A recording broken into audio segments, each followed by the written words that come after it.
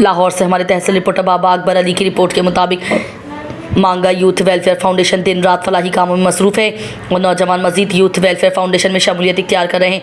मांगा youth welfare foundation के सदर ने रॉयल स्पेशल न्यूज़ HD से गुफ्तगू करते हुए कहा, जी मांगा यूथ वेलफेयर फाउंडेशन का नाम इसलिए रखा गया है कि इसमें ज़्यादातर नौजवानों की तादाद ज़्यादा है। तो इसमें जब स्टार्ट की गई तो नौजवान थे, तो दोस्तों ने कहा ये कि हम मिलकर एक ऐसा प्लेटफॉर्म बनाएं, नौजवान मिलकर कि हम अपने इलाके के आवाम के लिए आसानियां पैदा कर सकें। ये इसलिए इसमें ज़्यादातर नौजवानों की टीम है, तो इसलिए नाम रखा गया है कि यंग जनरेशन। तो इसमें ज़्यादातर और आज इसमें बुज़ुर्ग भी शामिल हो रहे हैं, ज़्यादा एज वाले दोस्त भाई बड़े इसमें शामिल हो रहे हैं। अब नाम तो वही चल रहा है लेकिन इसमें बड़े छोटे सारे ही शामिल हो रहे हैं।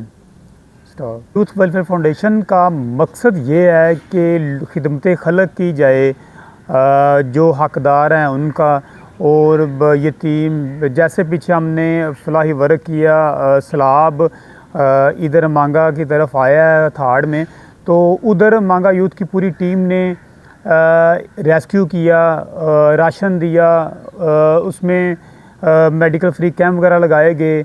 तो असल मकसद मांगा यूथ का यही है कि खिदमत खलक करना, लोगों का साथ देना, हक सच की आवाज़ बनना और अपने इलाके के लिए आसानियाँ पैदा करना।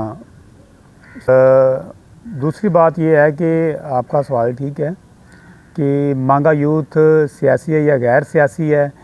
मांगा यूथ वेलफेयर फाउंडेशन एक गैर सियासी प्लेटफार्म है। इसमें सियासत का कोई अमल दखल नहीं है। इसमें सियासतदान भी शामिल हो सकते हैं, सियासी, समाजी, प्राइवेट, गवर्नमेंट सेक्टर के जितने भी लोग नौजवान हैं, बुज़ुर्ग हैं, इस प्लेटफार्म का हिस्सा बन सकते हैं।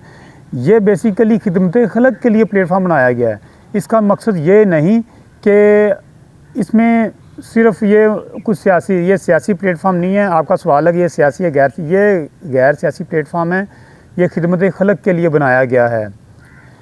अच्छा, और साथ आप ये कह रहे हैं कि इसमें ये कितने अरसे से वर्क कर रही है। मांगा यूथ वेलफेयर फाउंडेशन अल्हम्दुलिल्लाह का शुक्र है, ये 15 से 16 साल तकरीबन हो चले हैं ये वर्क कर रही है, लोगों के काम आ रही है।